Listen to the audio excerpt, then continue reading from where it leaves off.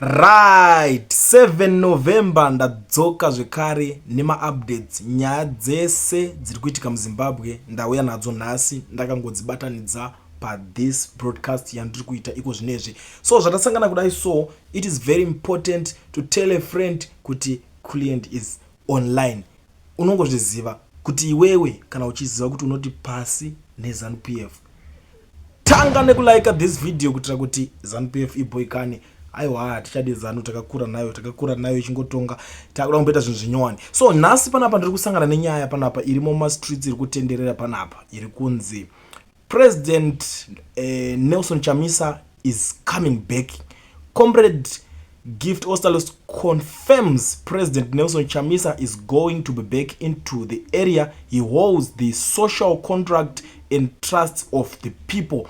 Meanwhile, citizens must continue organizing themselves, whether be in Zimbabwe or diaspora. Ndo nyaya yandiri kusangana nayo nhasi iri kutenderera ma streets yatangoti titangire tichionesana mamiriro akaita zvinhu. Nyaya iri kubudiswa pa list branch, ndo pari kubudiswa nyaya iyoyo ichitenderedzwa kunzi mukomana ari kudzoka and get ready, gadzirirai, prepare yourself. Ndo nyaya yatopo iko zvinezvi. Saka tell a friend to tell a friend, tag a friend, hashtag mukomana ari kuuya, handiti hashtag totangira ipapo, because that's the situation iri kuenda kunoitika. So muri Zimbabwe tichipinda ma streets panyaya dzese dzaswera dzichiitika, Advocate Nelson Chamisa nhasi akorokotedza Donald Trump achiti congratulations, but pazasi pemessage yacho tazovhunduka kuona Sengezo Shabangu akutaura kuti we need to sit down and re-strategize for us as the opposition to win the battle back home. Besides that, we will see victories from next doors, not on our doorstep.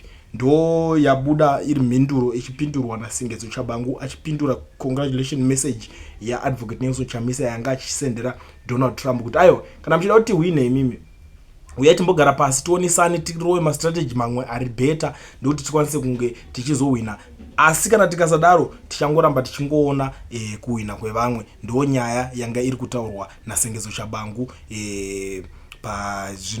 pasi pemessage kwa Donald Trump yanga yataurwa. Tiri kufamba ma streets tiri kuona zvekare amai Mnangagwa vari kuvhura hombe panapa. Tiri kusangana nenyaya iri kutonzi this is how the first lady goes shopping in Zimbabwe. The first lady Axlia Mnangagwa was in Masvingo on Wednesday afternoon. She brought the traffic in the CBD to a standstill as she was doing a shopping in OK supermarket, and shoppers were restricted from entering the shop for almost 30 minutes. Imagine, it's happening in Zimbabwe right now. With a first lady, munotombomira 30 minutes musingapinde mashops.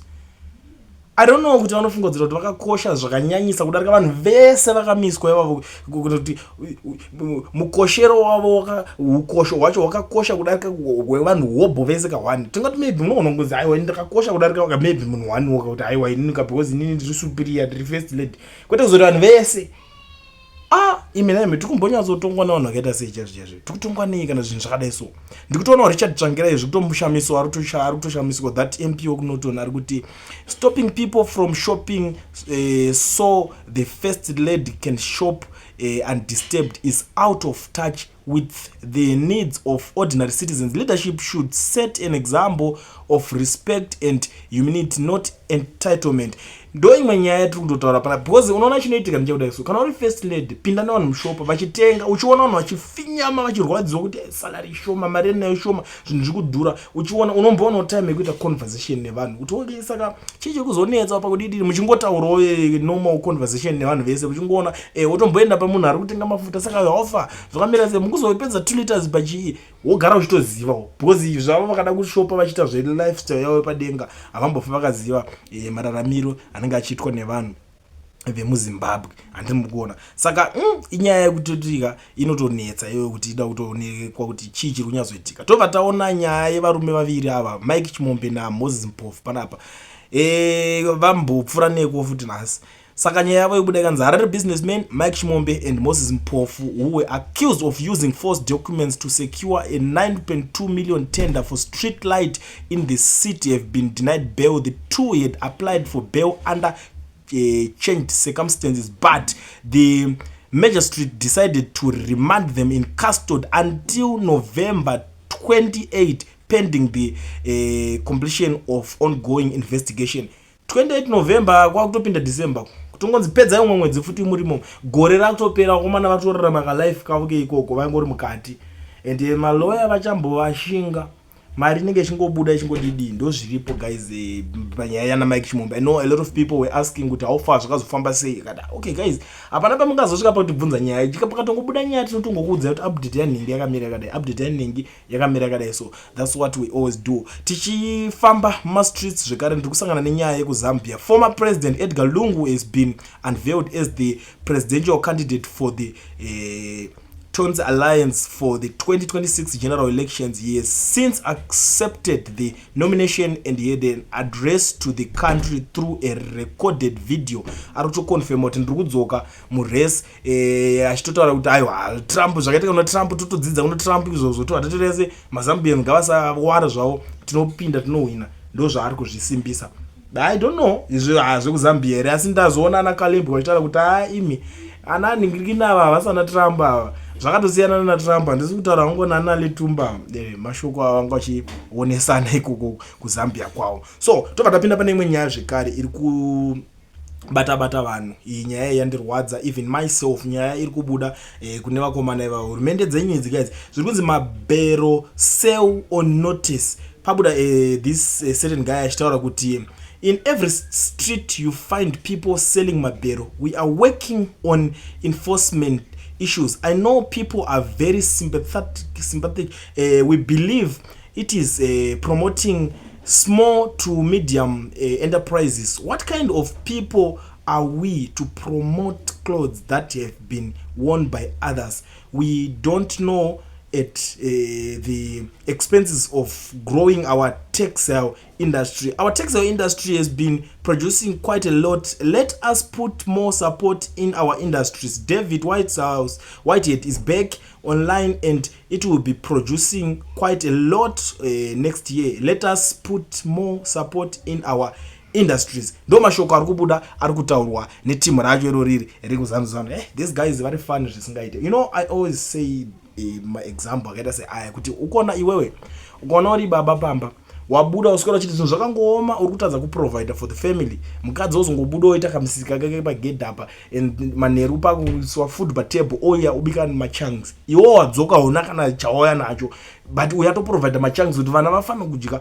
Haufaniri kumushora but unofanira kuto appreciate because ndo zviripo. But kana wazoita sa baba vemba unokwanisa kuzoshora kana wakukwanisa kuprovide nyama yacho kozoti ayo mukabike machunks ndichiuya nenyama panapa. Handiti kwete kuti mimi runyazoziva kuti zvinhu zvakaoma. One, economy yakadhakwa. Mabhero akatogadzira economy vanhu varikutotengesa kutorarama vakatoita zvemabhero vamwe vakatovakadzimba vakatodidi itori industry yakatovhurwa pachayo.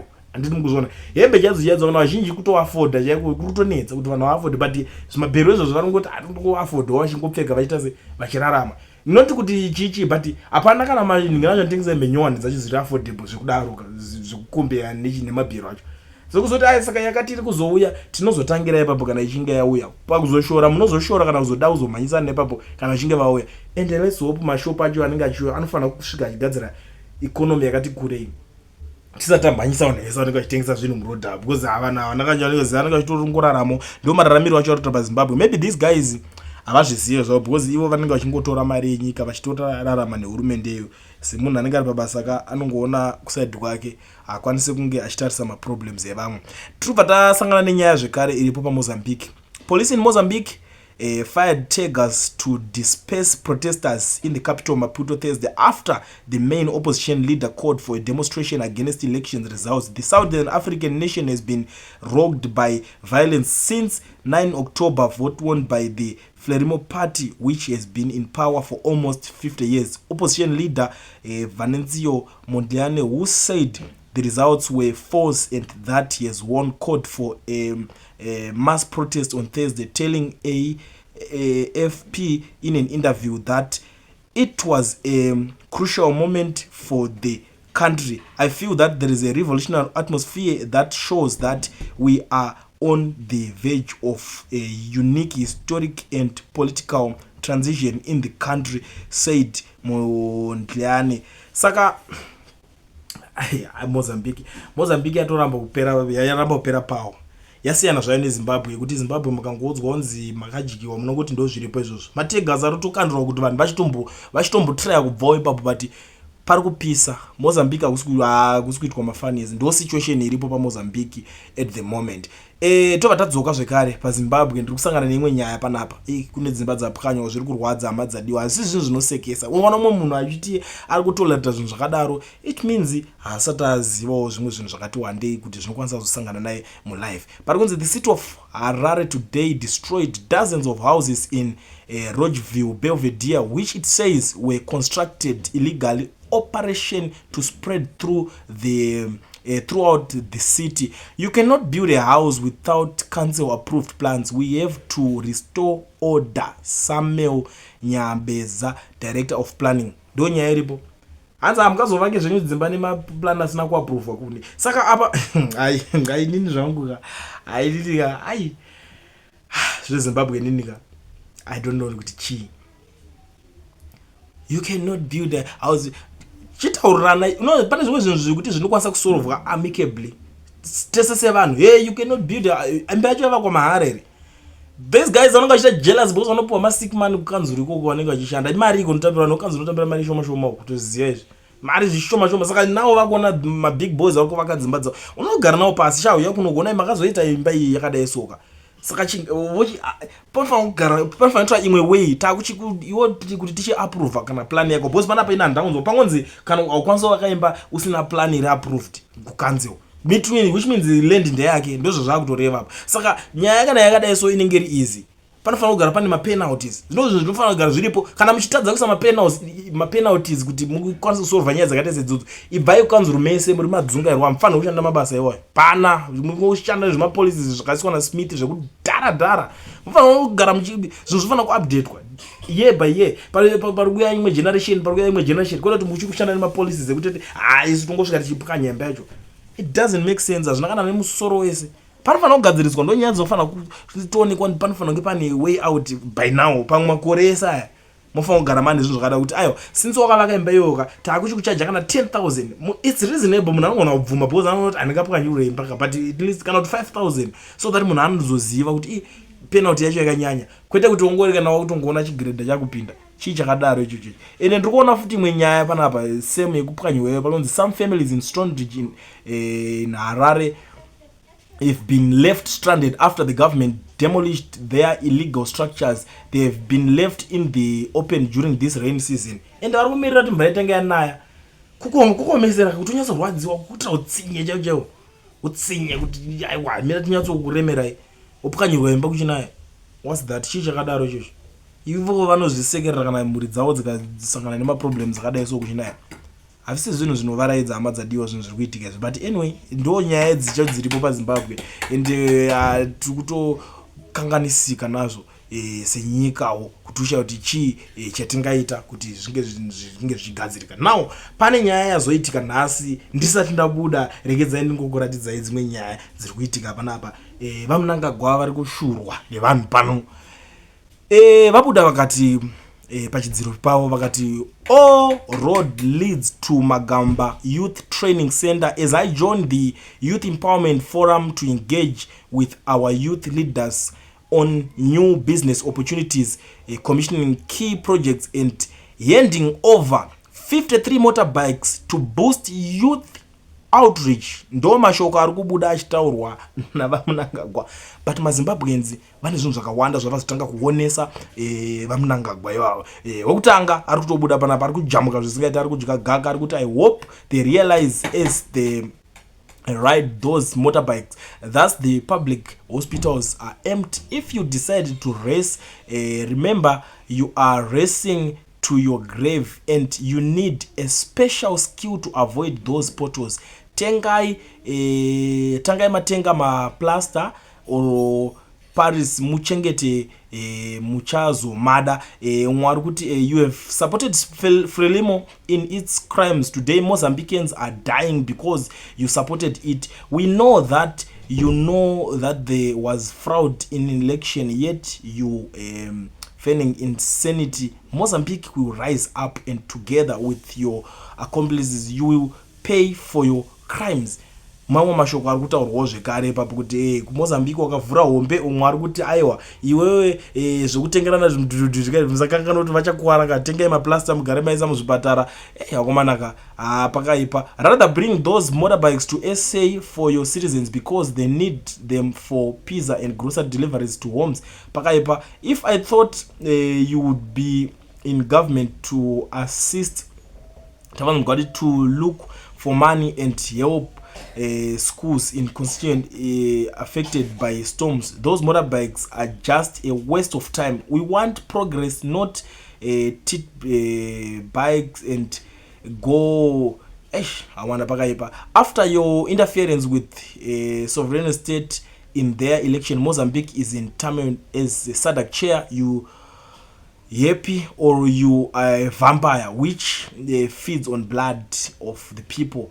Anyway, we have seen it in Gukura 2008, 2018, 19. Blood is what you feed on. Mana vanhu vari kuita kujamukira murume uyu zvekutoti kana neni ndi kutozvishaya. Mwari kuti mukuru, you have nothing to offer.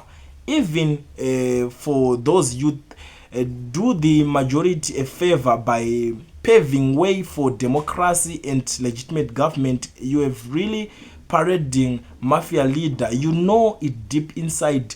It's the gun keeping you in power. Go rest. You are too old, papa. Mashoko mamwaru kubvo kune mumwe munhu. These days you are isolated, working within boundaries and not globe.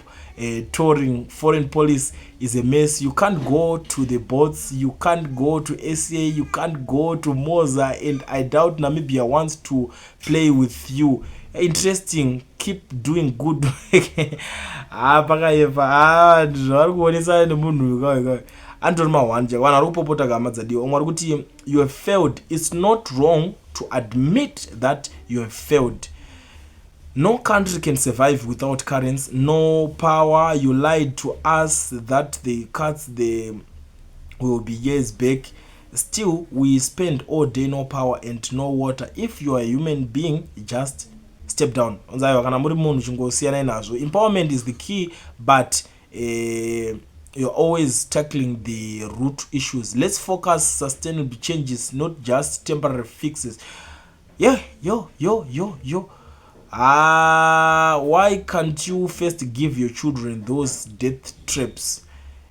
Mwari kutanga yemagadzira kuzvipatara kuti kuite mishonga mozopa vanhu mamotorbikes because vanogona kudonha nawo vakazotadza vakazoshayikwa kunorapwa. Inoziva kuti unongochitotowagonera vanhu vanobva vazotanga kuuya vakutokuprova wrong kuti maonero ako anenge asiri chazvo. Ndo nyaya dziripo muri Zimbabwe dzangu ndangondiwe nadzo nhasi ndakakubatirai maupdates ese munyatsorara muchiziva zvinhu zvese zviri kuitika panyika. Kana uchinge wasvika pana very first time yako, join this amazing family nekusubscribe pa this channel. Unozviziva kuti panapa hatife takadisappointa, toramba tichiuya nenyaya. But kune vanzwa nyaya vane nzeve dzekunzwa vanzwa, comment section yakavhurwa. Tell me what you think in the comment section. Munazvo zvamuri kufunga, ndiudzei, ngatikurukirei mu comment section.